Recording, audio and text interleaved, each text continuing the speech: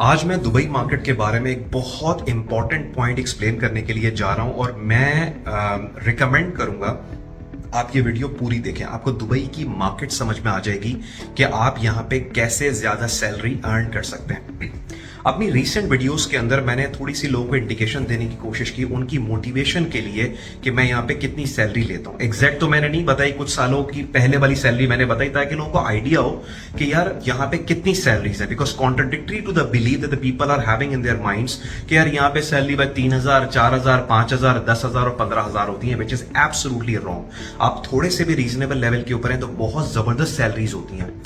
Recent videos देखने के बाद बहुत सारे लोगों ने मुझसे पूछा कि सर आप यहाँ पे इतनी जबरदस्त सैलरी पे कैसे पहुंचे और हमें क्या करना चाहिए। लोग समझते हैं कि शायद कोई पर्टिकुलर डिग्री होती है, अगर ये डिग्री ले लिया तो बहुत सैलरी लग जाएगी। तो मैं लोगों को बताता हूं कि ये चीजें काम कैसे करती हैं ताकि आपको समझ में आए कि आप जिंदगी में ग्रो कैसे कर सकते हैं और दुबई मार्केट में बहुत टॉप की सैलरी आप कैसे ले सकते हैं।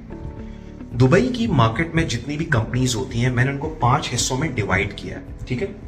एक है मल्टीनेशनल्स, एमएनसीज, जो टॉप लेवल की होती हैं, बड़ी बड़ी मल्टीनेशनल्स होती हैं जिनकी presence all over the world होती है। एक होती है बिग लोकल ग्रुप्स, यहां पे जैसे माजिद अल फुतैम है, अल हुरैर है, गसन अबू दाऊद ग्रुप है, या लोकल जितने भी ग्रुप्स हैं जो बहुत बड़े बड़े ग्रुप्स हैं लेकिन वो मल्टीनेशनल नहीं है, उनकी प्रेजेंस थोड़ी बहुत होगी लेकिन वो लोकली बहुत बड़े स्ट्रॉन्ग ग्रुप्स हैं। उसके बाद होते हैं मीडियम साइज लोकल कंपनीज, बहुत बड़े बड़े ग्रुप्स तो नहीं है लेकिन एक अच्छा रीजनेबल साइज्ड कंपनीज है।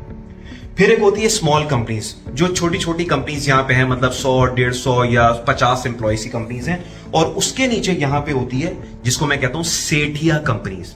सेठिया कंपनी वो होती है कि किसी बंदे को दिल चाहे छोटा सा मैं कोई बिजनेस करूं, उसने ऐसी 5-10 लोगों को मिला के कोई टाइपिंग सेंटर खोल लिया, कोई अपनी छोटी सी कंपनी खोल ली, ये होती है सेठिया कंपनीज, ठीक है।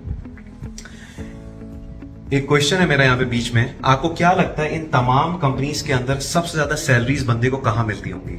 मुझे 90% यकीन है कि लोग गलत जवाब देंगे। लोगों को यह लगता है कि सबसे ज्यादा सैलरीज एमएनसीज में मिलती हैं। लोगों को यह नहीं पता कि सबसे ज्यादा सैलरीज आपको बिग लोकल कंपनीज के अंदर मिलती हैं। एमएनसीज के अंदर आपको एक ग्रूमिंग, एक्सपोजर और करियर प्रोग्रेशन बहुत तेज होती है, ठीक है। आपका क्लियर पाथवे वो देते हैं कि अभी आपने यह करना है, फिर आपने ये करना है, फिर आपने ये करना है। हर 1 से 1.5 साल के बाद, 2 साल के बाद अभी करियर प्रोग्रेशन तेज हो रही होती है। लेकिन अगर आप दोनों कंपेयर करें तो बिग लोकल कंपनीज, जो बिग लोकल ग्रुप्स हैं, उस पर हमेशा बहुत ज्यादा सैलरीज मिलती हैं। And this is one of the reason why you will find many CEOs from MNCs जो 20-25 साल के एक्सपीरियंस के बाद एमएनसीज छोड़ के यहां ज्वाइन कर लेते हैं। क्यों? क्योंकि सैलरीज बहुत जबरदस्त है। तो सबसे ज्यादा सैलरीज यहां पे होती हैं, फिर एमएनसीज में होती हैं, फिर मिड साइज लोकल कंपनीज में होती हैं, फिर स्मॉल कंपनीज में होती हैं और फिर सेठिया कंपनीज की होती हैं। मैं बिलोंग करता हूं इस वाले पोर्शन से, बिग लोकल कंपनीज वाले portion. This is one of the reason मेरी सैलरी ज्यादा है। अच्छा, अब जब लोग यहां पे आते हैं, ठीक है, अब हर बंदा चाहता है कि यार मैं तो यहां पे जाऊं या मैं यहां पे जाऊं, ठीक है, या चलो यहां से स्टार्ट कर लूं। लेकिन मोस्टली क्या होता है कि लोग जो मसले करते ना, आपने देखा होगा सर मेरे साथ फ्रॉड हो गया, स्कैम हो गया, मेरी सैलरी टाइम पे नहीं दी, वो पता है क्यों होता है? क्योंकि वो यहां से स्टार्ट करते हैं, सेठिया कंपनी से, ठीक है। और सेठिया कंपनी जाहिर सी बात है, कंपनी खोलना आसान है, बड़ी इन्वेस्टमेंट नहीं होती, ज्यादा लोग नहीं होते, तो वो बहुत ज्यादा क्या कहते हैं सैलरीज भी ऑफर नहीं करते। लेकिन आप इमेजिन करें एक बंदा अपना छोटा सा बिजनेस यहां पे चला रहा है, ना कोई बड़ा ग्रुप है ना कुछ है, तो कभी कुछ मसले चल रहे हैं, कभी कुछ मसले चल रहे हैं। तो पाकिस्तानीज जब वहां से आते हैं ज्यादातर वो यहां पे फंसते हैं या यहां पे फंसते हैं। अगर उनकी जॉब यहां पे हो या यहां पे हो, और यहां तो बहुत ही कम लोगों की जॉब होती है, यहां भी बहुत कम होती है, अगर यहां पे भी हो जाए ना जॉब तो उनको वो मसले नहीं आएंगे, करियर आराम आराम से चलेगा। अब बात यह है कि बंदा फिर यहां पे कैसे जाए, इस चीज से बचने के लिए यहां पे कैसे जाए, गौर से समझे इस बात को। यह बात सिर्फ दुबई मार्केट में नहीं, हर जगह पे एप्लीकेबल है। एक पॉइंट सिस्टम में क्रिएट कर रहा हूं, ठीक है। एजुकेशन, आपकी एजुकेशन कहां की है, आपका स्किल सेट, स्किल सेट कहां का है, आपका एक्सपोजर, मैं एक्सपीरियंस नहीं लिख रहा हूं यहां पे, एक्सपोजर लिख रहा हूं। एक्सपोजर एंड ग्रूमिंग है वो कैसी है, और उसके बाद आपका एक्सपीरियंस। अब इमेजिन करें एक बंदा है, उसने पाकिस्तान के टॉप बिजनेस स्कूल से एमबीए किया हुआ है, लम्स से या आईबीए से उसने एमबीए किया हुआ है, इमेजिन करें। तो मैं यहां पे उसको दूंगा 10 आउट ऑफ, मैं 9 आउट ऑफ 10 दूंगा उसको, 9 आउट ऑफ 10। ठीक है, एक पॉइंट इसलिए काटा कि हो सकता है कि वो किसी यूएसए से अगर पढ़ के आता तो उसको ज्यादा पॉइंट्स मिलते हैं। इसी तरह अगर किसी बंदे का स्किल सेट अच्छा है, स्किल सेट क्या होता है, अच्छी स्कूलिंग है, अच्छी एजुकेशन है, अच्छी ग्रूमिंग है, फैमिली काफी सपोर्टिव है, तगड़ी फैमिली से बंदा आया है, अच्छे स्कूल्स में पढ़ा है, 2-4 कंट्रीज का विजिट करके आया हुआ है, दुनिया घूमी भी है, मतलब वो जो होता है ना, मतलब अगर उसको बोला जाए बर्गर फैमिलीज या जो वहां के बच्चे जो प्रिविलेज इंडिविजुअल्स होते हैं उनकी स्किल सेट में आता है कम्युनिकेशन कैसी है, कॉन्फिडेंस कैसा है, अपने आप को प्रेजेंट कैसे करते हैं, थॉट प्रोसेस कैसा है, क्रिटिकल थिंकिंग कैसी है। मेरे बच्चे यहाँ के स्कूल में पढ़ते हैं, ब्रिटिश स्कूल्स के अंदर पढ़ते हैं, और मैं आपको बता सकता हूं कि मैं उनसे इतना इंस्पायर होता हूं because the way they think, उनको स्कूल में क्रिटिकल थिंकिंग सिखाई जाती है कि आपने सोचना कैसे है, जो विच इज वेरी डिफरेंट, जो मैंने पाकिस्तान में या इधर उधर नहीं देखता मैं। तो स्किल सेट जो है, इमेजिन करें एक बंदे का, लेट से किसी टॉप यूनिवर्सिटी से नहीं पढ़ा, या चलो टॉप यूनिवर्सिटी से पढ़ा है, उसको भी मैं 9 आउट ऑफ 10 देता हूं। एक्सपोजर, अच्छी कंपनीज में काम किया, जो लम्स के लड़के हैं, आईबीए के लड़के हैं, अच्छी यूनिवर्सिटीज के लड़के हैं, वो जाहिर सी बात है स्किल सेट भी अच्छा है, स्कूलिंग भी अच्छी है, फैमिली भी अच्छी है, तो इनका एक्सपोजर भी 9 आउट ऑफ 10 होगा। एक्सपीरियंस की बात की जाए तो ज्यादातर इन कंपनीज के जो लोग हैं वो अच्छी कंपनीज के अंदर जाते हैं, तो उनको भी मैं 9 आउट ऑफ 10 दूंगा।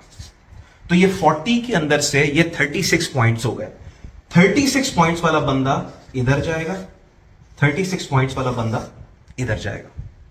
अब मैं आ जाता हूं सेकंड टियर के ऊपर। लेट से आपने पाकिस्तान से पढ़ा हुआ है, लेकिन आपने इकरा यूनिवर्सिटी से पढ़ा है, या एक नॉर्मल एक रीजनेबल कॉलेज से पढ़ा है, बहुत टॉप की यूनिवर्सिटी से नहीं पढ़ा, लेकिन सेकंड टियर वाली यूनिवर्सिटी से पढ़ा है।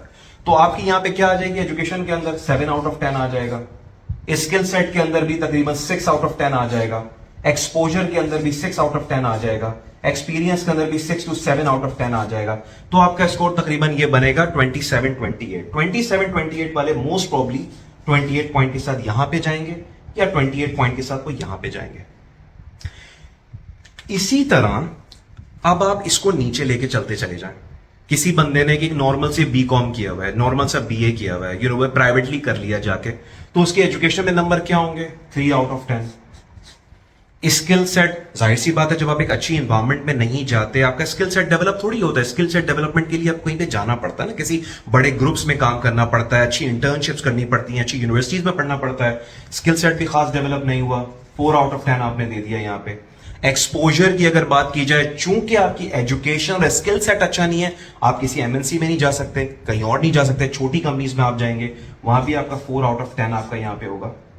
और इसी तरह अगर मैं एक्सपीरियंस की बात करूं, एक्सपीरियंस है बंदे का काम करने का, लेकिन चूंकि बड़ी कंपनीज में नहीं है, लोकल छोटी छोटी कंपनीज के अंदर है, तो वहां भी 3 आउट ऑफ 10 होगा।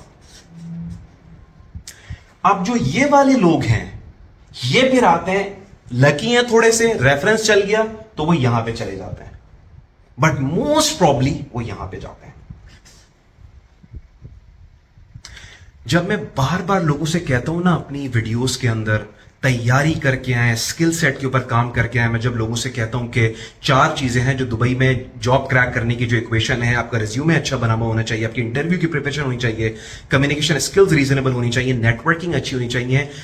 कोई भी बंदा इमेजिन करें, एजुकेशन इतनी खास नहीं है, स्किल सेट इतना जबरदस्त नहीं है, एक्सपोजर इतना अच्छा नहीं है, एक्सपीरियंस इतना अच्छा नहीं है, लेकिन सीवी टॉप की बनाई हुई है, लेकिन इंटरव्यू की अच्छी तैयारी की हुई है, he knows how to present himself, घर में बैठ के 1-2 महीना अपने आप को लॉक करके इंग्लिश कम्युनिकेशन पे काम किया, तो वो बंदा जो यहां के लिए एलिजिबल था, वो यहां के लिए या यहां के लिए, या अगर बहुत जबरदस्त प्रिपरेशन किया तो वो यहां के लिए भी एलिजिबल हो जाएगा। अभी मुझे सुबह एक बंदे का मैसेज है, उसने बोला सर आपकी वीडियोस देख के मैं यहां पे आया, मेरी पहली जॉब 4000 दिरहम की लगी और अब मैं 25,000 दिरहम पे हूं, मैं इंशाल्लाह सोच रहा हूं मैं इसको अपनी वीडियोस के अंदर कवर करूंगा आप लोगों की मोटिवेशन के लिए। तो जब लोग मुझसे पूछते हैं ना कि सर आप इतना ग्रो कैसे कर गए, इतना जबरदस्त आगे कैसे चले गए, मेरी एजुकेशन नॉर्मल थी, मैंने कराची यूनिवर्सिटी बिजनेस स्कूल से मैंने एमबीए किया, बीबीए किया, फिर वहीं से मैंने एमबीए किया, वो भी काफी कॉम्पिटिटिव है, वहां पे जाना बहुत कम लोगों को पता है, लेकिन एक बहुत टॉप की यूनिवर्सिटी नहीं है, नॉर्मल थी। स्किल सेट, एक्सपोजर और एक्सपीरियंस, इन 3 चीजों पे मैंने काम किया।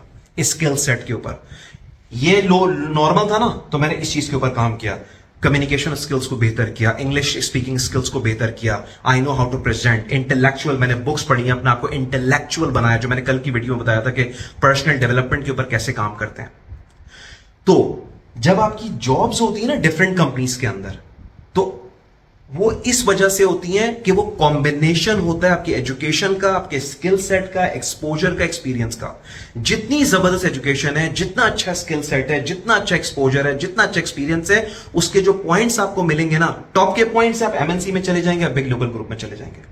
सेकंड टियर में तो आप यहां पे चले जाएंगे, उससे कम है तो आप यहां पे चले जाएंगे। और चूंकि पाकिस्तान से चूंकि हमारे यहां मेंटोरिंग नहीं है, सीवी कैसे बनाते हैं, इंटरव्यू कैसे कर देते हैं, कम्युनिकेशन स्किल्स पे कैसे काम करते हैं, नेटवर्किंग क्या टेक्निक्स हैं, हम लोग यहां से स्टार्ट करते हैं। And that is the reason, जब आप एक लोवेस्ट लेवल से स्टार्ट करते हैं ना, तो आप जिंदगी में ग्रो नहीं करते। मेरी पहली जॉब पता है वो कहां से स्टार्ट हुई थी? यहां से स्टार्ट हुई थी, यहां से। और पता है क्यों? क्योंकि आज 17 साल पहले जब मैं दुबई आया था, मैंने आने से पहले आई लॉक्ड अप माई सेल्फ, 1-2 महीने के लिए घर में लॉक किया अपने आप को, अपने कमरे में। इंग्लिश कम्युनिकेशन पे काम किया, इंटरव्यूइंग स्किल्स की बुक्स पढ़ी, उस पर काम किया, इंटरव्यू की। और उसके बाद अपनी जितनी भी ये बाकी जो स्किल्स होते हैं ना, English communication, interview, resume, networking के बारे में पढ़ा, ये तैयारी करके मैं आया। ये तमाम चीजों का फायदा क्या हुआ कि मुझे टॉप की जगह से इंटरव्यू की कॉल आ गई। WJ टॉपल ग्रुप, जो यहां का ग्रुप आता है, जो दुबई के बड़े ग्रुप्स के अंदर से, उससे मुझसे क्वेश्चन पूछ लिया, what are your weaknesses. Expect नहीं कर रहा था कि एक यंग लड़का पाकिस्तान से आया हुआ जो दिखता भी अच्छा नहीं है वो आंसर दे देगा। रटा रटा आंसर दे दिया, sir I am a very workaholic person and sometimes this makes me impatient. हैरान रह गया बंदा। उसी वक्त बंदे ने कॉल घुमाई और बोला नबील को ऑफर लेटर दो, विदाउट हैविंग एनी एक्सपीरियंस। मैं हमेशा बताता हूं फ्रेशर की यहां पे जॉब नहीं होती। Without having any experience I got a job. 5000 दिरहम की मेरी पहली जॉब थी। तो जब स्टाफ देखे स्टार्ट मैंने कैसे किया, लेकिन एजुकेशन अच्छी नहीं थी, स्किल सेट अच्छा नहीं था, एक्सपीरियंस जीरो था, एक्सपोजर जीरो था। क्या किया? अपने स्किल सेट के ऊपर काम किया, इसके ऊपर काम करके आया। उसने क्या किया? एक अपॉर्चुनिटी क्रैक दी कि मैं एक बड़े ग्रुप से स्टार्ट हुआ, बड़े ग्रुप में आया, एक्सपीरियंस भी टॉप के ग्रुप का आना शुरू हो गया, एक्सपोजर और मिलना शुरू हो गया बड़ी बड़ी जगहों पे बैठ के, और स्किल सेट ऑलरेडी और डेवलप हो गया जाके। सो आई होप कि आज के सेशन में मैंने आपको ये समझा दिया होगा कि ये चीजें किस तरह चलती हैं। तो आप जितना, मैं बार बार जब कहता हूं ना तैयारी करके आए, मैं लोगों को ना खुला रिकमेंड नहीं करता हूं कि मुझसे 1-to-1 सेशन ले, लेकिन अगर आपको पता चल जाए ना कि मैं सेशन में कितनी वैल्यू ऐड करता हूं, तो बिलीव मी लाइन लग जाए लोगों की मुझसे सेशन लेने के लिए। मैं 350 से ज्यादा सेशन अभी दे चुका हूं, और यही तमाम चीजें जो है ना मैं अपने सेशन के अंदर लोगों को गाइड करता हूं। So I hope आज की ये चीज़ आपको समझ में आ गई होंगी। इंशाल्लाह I'll keep making more videos like that.